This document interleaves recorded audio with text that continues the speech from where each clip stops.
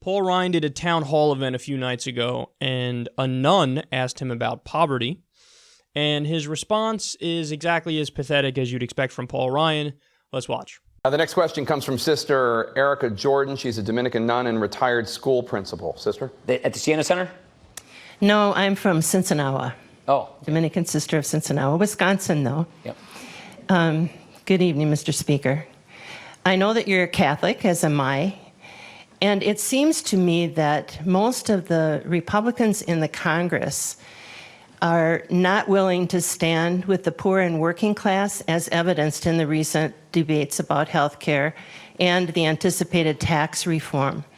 So I'd like to ask you how you see yourself upholding the church's social teaching that has the idea that God is always on the side of the poor and dispossessed, as should we be.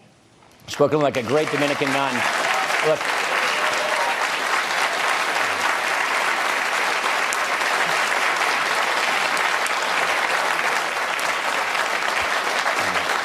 Sister, this may come as a surprise to you, but I completely agree with you. Where we may disagree is on how to achieve that goal. As you know, we all exercise prudential judgment in practicing our faith. And for me, the preferential option for the poor, which is something that's a key tenet of Catholic faith, that means upward mobility. That means economic growth. That means equality of opportunity.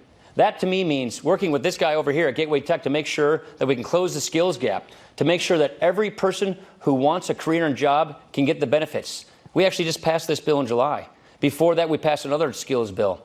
That means, to me, taking this 20th century poverty program that we have, which is, we're in the 32nd year of the war on poverty, trillions spent, and guess what? Our poverty rates are about the same as they were when we started this war on poverty 32 years ago. So the status quo isn't working, sister. And what I think we need to do is change our approach on fighting poverty. Instead of measuring success based on how much money we spend or how many programs we create or how many people are on those programs, measuring on inputs, let's measure success in poverty on outcomes. Is it working? Are people getting out of poverty? And what I believe, when you look at it that way, I actually have a commission that Patty Murray and I set up that's underway right now to focus on these measurements. We need to make sure that we bring people into the workforce.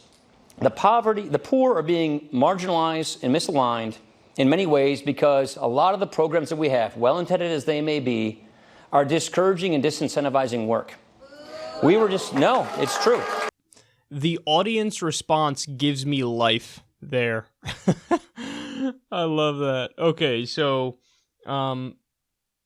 she asked about poverty and how Republicans, and Democrats to an extent, but obviously Republicans more so, they just let down poor people, and they're not interested in helping them. And how do you square your faith with the fact that you seemingly don't give a fuck about people on the bottom rung of the economic ladder? And his response is, to sum it up, economic growth. Well, I do care about poverty. It's just that the way that we try to alleviate it is different. Right, she's in favor of things that work. You're in favor of things that don't work and are really the goal isn't even to alleviate poverty. The goal is to try to implement an economic plan that benefits your rich donors, as you pretend like you care about poverty. Furthermore, he says the war on poverty didn't work at all. Actually, that's not true. He said the poverty rates are about the same now as it was then. We still have a tremendous problem with poverty, and I want to be clear about that. But yes, when you look at now versus the past, before we did the war on poverty, poverty decreased by 40%. That's according to Columbia University. The war on poverty decreased poverty by 40%. Again, we're still in a bad situation because we have half the country making $30,000 a year or less. But the facts are the facts, and it's easy to realize that back then it was worse before we had the war on poverty. And then also when you look at something like Social Security, that reduced the elderly poverty rate from 35% to 10%.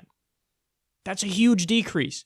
And Paul Ryan looks at the model that succeeded and he goes, no, that didn't work. Instead, let's deregulate, let's cut taxes for the rich, and let's focus on economic growth because that's the answer. No, that's not the answer. The way that you, alleviate poverty and move in the right direction, very simply, is to do what we know has worked the world over. You want to help alleviate poverty? Let's do Medicare for all, free healthcare. You take a giant bill off the table for the American people. That's a great way to help alleviate poverty, because medical bills are one of the top causes of bankruptcy in this country. Do free college. We have a student loan debt crisis in this country. You can't even file bankruptcy on your student loan debt.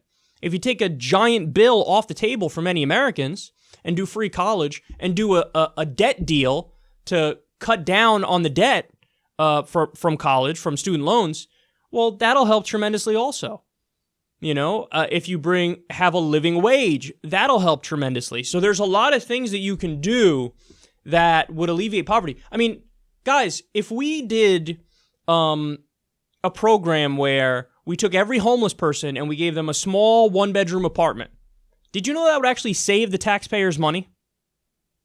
It would save the taxpayers money, because we have to spend more money, taxpayers do, for a homeless person who's out on the streets, because they end up going in and out of jail, they end up going in and out of the hospital, and it net costs more money to us to have a homeless person on the streets than if you just give them a small one-bedroom apartment.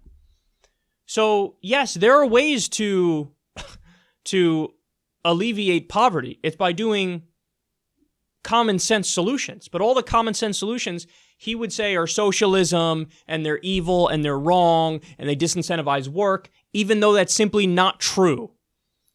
So they're one-trick ponies, man. That's what they are. He has the same answer to everything.